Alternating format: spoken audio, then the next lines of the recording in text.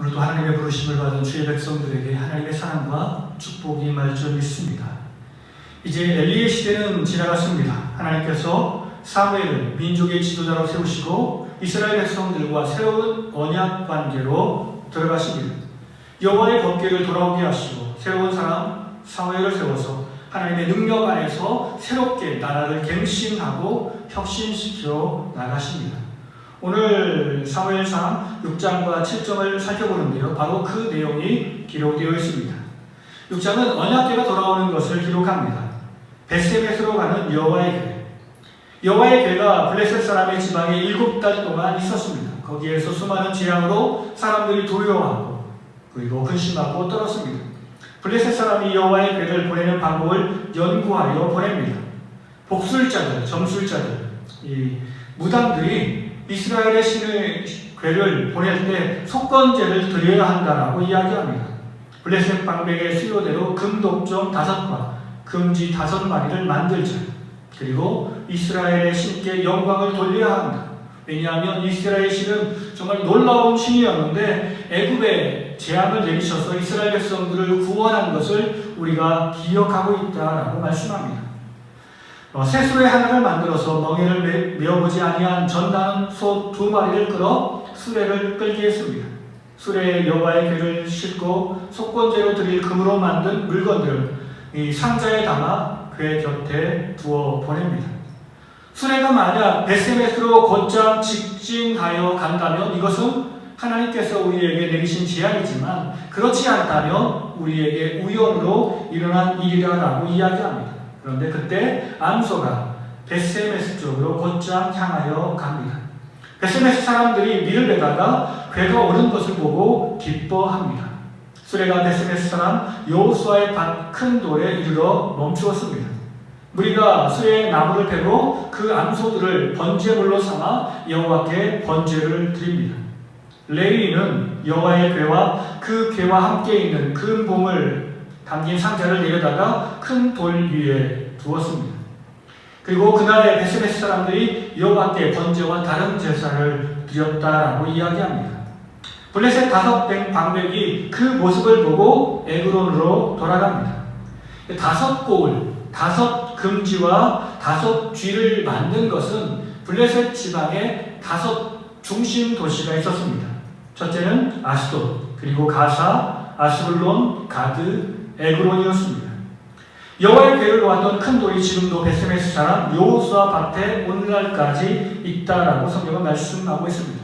그렇습니다. 하나님께서 블레셋 지방에 하나님을 섬기지 아니하고 하나님을 무시한 지방에 철저하게 심판하시어서 사람의 힘으로 이렇게 돌아온 것이 아니라 하나님 스스로 자신의 권능을 선포하시며 우상 섬기는 그곳에서 다시금 이렇게 돌아오신 것입니다. 두 번째 이야기는 언약궤를 기럇 여아림으로 보내다라고 말씀합니다. 벳세메스 사람들이 여호와의 궤를 들여다보아 50,070명이 죽었다. 이 성경에 괄호가 쳐져 있는데요. 왜 괄호가 있냐면 어떤 성경에는 70명만 죽었다라고 하는 것이 있고 어떤 성경에는 50,070명이 죽었다라고 이야기하는 것이기 때문에 이렇게 같이 50,070명, 그래서 특별히 50,000명은 괄호로 이렇게 포함되는 것입니다. 여호와께서 백성을 쳐서 크게 살육하셨으므로 백성이 슬피 울었습니다. 벳세메스 사람들이 여호와의 궤를 기럇 여아림 사람에게 옮겨가라고 말을 합니다. 기럇 여아림 사람들이 와서 여호와의 궤를 옮겨 산에 사는 아비나답 집에 옮겨 놓았다고 합니다. 궤가 기럇 여아림에 들어간 날부터 20년 동안 오래 있었습니다. 이스라엘 온 족속이 여호와를 사모했습니다. 그러니까 지도를 보면서 우리가 처음에 어제도 보았는데요. 실로에서 법궤를 가지고 와서 에벤에설로 가져왔다가 이 전쟁의 패함으로 말미암아 블레셋 사람들이 아스돗으로 가지고 갑니다. 재앙이 맞아 가드로 옮기고 가드에서 에그론에서 이 벳세메스로 옮겨서 오늘 말씀처럼 기럇 여아림까지 왔습니다. 여기에서 20년 동안 있었다라고 성경은 기록하고 있습니다. 7장의 이야기는 사무엘이 이스라엘 마지막 사사가 되어 다스리다라는 이야기입니다. 첫 번째 이야기는 미스바 대성회의 이야기입니다. 사무엘이 이스라엘 백성에게 고합니다. 너희가 진심으로 여호와께 돌아오려거든 이방 신들과 아스타롯을 제거하라라고 이야기합니다. 오직 여호와만 섬기라라고 말씀합니다. 그리하면 블레셋 사람의 손에서 너희를 건져내리라라고 이야기합니다. 사무엘이 온 이스라엘을 위하여 기도할 것이니 모든 백성을 미스바로 모이라고 이야기합니다. 미스바의 성회가 시작합니다. 이스라엘 백성들이 물을 들여 여호와 앞에 물을 붓습니다. 이 물은 하나님의 은혜를 상징하는 것입니다. 차고 넘치며 흐르는 하나님의 은혜를 상징하는 것이죠. 그래서 하루 종일 금식하며 회개하며 기도합니다. 사무엘이 미스바에서 이스라엘 자손을 다스렸다라고 성경은 기도합니다. 이렇게 말씀하고 있습니다. 이스라엘 백성들이 미스바에 모였다라는 이야기가 들리자 블레셋 사람들이 사람들을 모아서 전쟁을 일으킵니다. 이스라엘 백성이 미스바에 모이자 블레셋이 이스라엘을 침략한 것입니다. 이스라엘 백성들은 두려워서 사무엘에게 여호와께 쉬지 말고 기도할 것을 부탁합니다. 사무엘이 젖먹는 어린 양 하나로 여호와께 온전한 번제를 드리고 여호와께 부르짖습니다.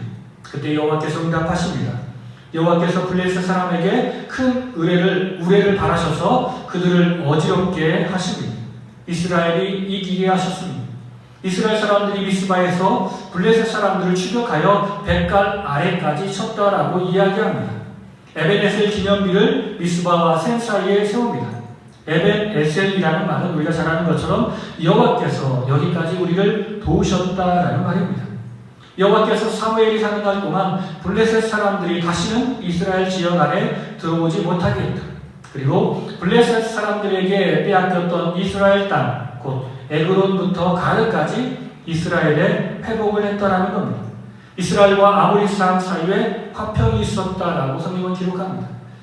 우리가 잘 아는 것처럼 블레셋은 아주 강력한 힘을 가지고 있는 족속이었습니다. 한 번도 전쟁에서 블레셋을 이겨본 적이 없습니다. 그들이 쳐들어왔을 때 그냥 잠깐 이렇게 그들을 몰아낸 적은 있지만 이처럼 대승을 거둔 적이 없었습니다.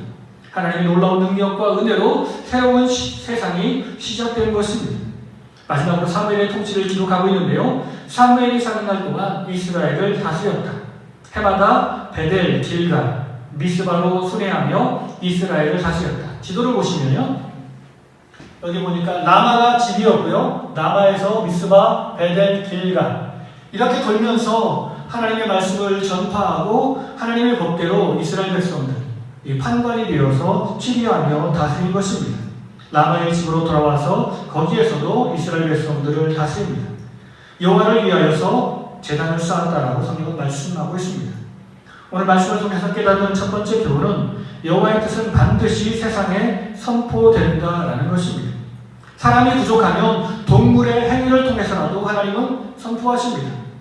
우리가 잘 아는 것처럼 발람의 예를 통해서 나귀가 이야기했던 것을 우리는 기억합니다. 오늘 본 말씀을 통해서도 벳세메스로 가는 소를 통해서 이것이 하나님의 뜻임을 선포하는 것입니다. 사람이 행하지 아니하면 이 동물을 통해서라도 하나님은 반드시 하나님의 뜻을 세상에 선포하시는 것입니다. 두 번째, 하나님을 호기심으로 접근하면 화가 이를 것입니다. 이 벳세메스 사람들이 여호와의 궤를 호기심으로 들여다보아 수많은 사람들이 죽은 것처럼 우리가 신앙생활을 하는 데 있어서 호기심으로 접근해서는 안 됩니다. 호기심은 죄악인 것입니다. 우리가 믿음 가지고 하나님을 섬기기 위해서 하나님께 가까이 해야 할 줄 믿습니다. 세 번째는 여호와께 돌아가는 길은 우상을 버리고 온 마음으로 주님을 섬기는 것입니다. 미스바 대성회가 바로 우상을 이렇게 버리는 그런 회개의 운동이었던 것처럼 항상 우리 안에 있는 우상을 버릴 때 하나님을 우리는 온전히 섬길 수 있습니다. 우리의 예배 대상은 하나님밖에 없습니다. 진정한 마음으로 회개하고 돌아가면 하나님 우리에게 은혜를 베풀어 주실 것입니다. 마지막으로 우리가 주께 돌아가면 우리의 인생은 승리의 인생이 됩니다. 한 번도 이겨보지 못한 블레셋 민족을 이렇게 사무엘과 함께 이스라엘 백성들이 이긴 것처럼 오늘 우리의 인생이 바로 승리의 인생이 될 줄 믿습니다. 이 하루가 주님 안에서 승리하는 복된 하루가 되기를 간절히 축원합니다. 공의로우시며 강한 힘과 능력을 가지신 전능하신 하나님, 하나님의 뜻은 반드시 세상에 선포될 텐데 내가 믿음으로 하나님을 선포하며 살게 하옵소서. 오늘 이 하루가 하나님의 온전하심과 선하심을 선포하는 하루가 되기로 나오며 예수님 이름으로 감사하며 기도드립니다. 아멘.